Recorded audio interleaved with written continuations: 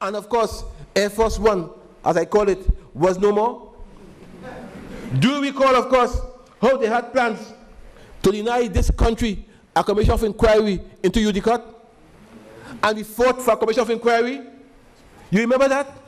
And you remember, of course, as well, that they were trying to bring the matter before a parliamentary committee. And we fought and fought. You fought, we fought. And that is why you see today the beginning of the dismantling of the, of course, empire of Kaldahar. You see, my dear friends, what I'm saying to you tonight is, when as a people we decide together to bring an end to the injustice we face daily, we will always win. We will always win. And I ask you tonight, are you ready to stand together as Percy Villafana, 81-year-old, did in Sawa? Are you going to stand and tell Manning you don't anymore? Yes. Tell him so. Fold your arm and say, get to hell out of here. Yes. Tell him so. Are you ready, I ask you? So therefore I tell you, are you ready to welcome the change that is sweeping this country? Yes. I tell you, if not, it will be an insult to our intelligence. My dear friends, as the political leaders here, let me tell you, before I of course take my seat, that the truth is we must become more vigilant. We must become more proactive. We must become stronger in our struggle to win the victory of good over evil. We have to, of course, we must make sure that the PNM mustn't threaten our jobs. The PNM cannot threaten our jobs in the customs and inland revenue and anywhere else and put us into retirement and then knock on our doors seeking entry. They mustn't do that. Let every door the PNM knock on be a Peter Villafana door. Fold your arm and say, get the hands off from here. And tell Manning and them, enough is enough. This country needs shepherds to guard the flock, Pastor Manning, not watchmen, not heartless men who steal and plunder and sell the sheep at any given opportunity. My dear friends, the Brian Lara Stadium is the biggest scandal to ever rock this country. The $2 million flag is the biggest insult to our national pride.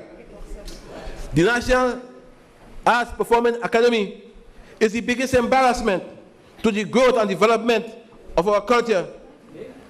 I tell you tonight that we shall deal with all of that. All of that. More importantly, I want to tell you that in many ways, we have to find desperate solutions to survive. As I stand here tonight, I want to encourage you all to avoid the arrogance for which this government has become famous. Tonight, I tell you, with soft words and a heart of love, win over your friends, win over your neighbors, and build a critical mass to support our party. My dear friends, avoid the arguments and personal attacks as I do daily. It is the issues you must deal with, particularly now, at this point in time. I say to you tonight, let there be one UNC. This UNC, Kamla's UNC, our UNC is not divided. And don't let anyone attempt to do that. No one must do that. No one must come to badmouth your political leader, my political leader, our political leader. No one must badmouth any member of our National Executive Committee. Let us stand and be counted behind our distinguished political leader who has been elected by a resounding majority. We have an honor, a sacred duty to respect her leadership. And for me, Jack Warner, I will remain unswerving in my dedication and commitment to her. In case all you hear me well, let me say again, for me, Jack Warner, I will remain unswerving in my dedication and commitment to her. There are those detractors who will malign me. Let them. One day soon, they'll come to realize that I thrive on being maligned. The more you malign me, is the better I feel. But I tell you tonight, all of you who are here, and the thousands listening, we must stand together. You all are not enemies of this party or of Jack Warner. The PNM are our enemies. And we must seek to move the PNM to make this country better. In politics, some will be hurt, but we must heal. Some will bring pain, but we will bring pleasure. Others will create despair, but Kamala, and the rest of us will bring hope. Let us be ready to be the difference that we aspire to be. And therefore I say to you, to all of you, come on Saturday, March 27th, let us make a statement of our readiness.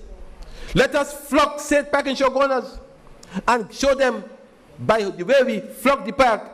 Let us give them a statement of our disgust at the way this country has been governed. Let us signify that the end of this cruel Manning regime is in sight. And under Kamala's leadership, let us offer hope once again to this dear country of ours. As I take my leave tonight and I head for the airport, I want to tell you again, this country of kushuness. I mean no insult to the political leader. She knows I have to travel tonight. I said to her that I will come and leave immediately after to go to the airport to catch a BB flight and then, of course, an LR flight to Jerusalem. She knows that. But you'll hear them say, I talk and I leave and I didn't show any respect. So I say again to you tonight, I'm a political leader, I mean no disrespect. You know that. But you see the couture now, the couture. And therefore, I say to you, as I leave tonight, I come back here on Friday night to talk to you on Saturday, because the fact is, we, all of us, you, all of the political leaders, only us could save this country. Let's not fail our children. I thank you.